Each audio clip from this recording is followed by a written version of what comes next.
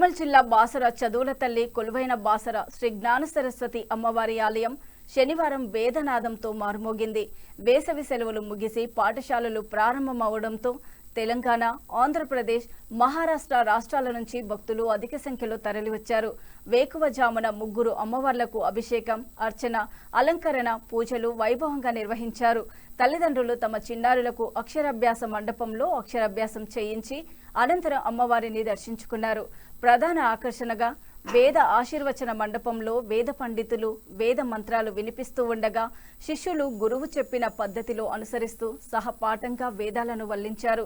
సరస్వతి అమ్మవారు వేద వాజ్వాయి కావున ఇక్కడ వేద పఠనంతో చిన్నారుల నాలుకపై అమ్మవారు నాట్యమాడుతారని వేద పండితులు తెలిపారు.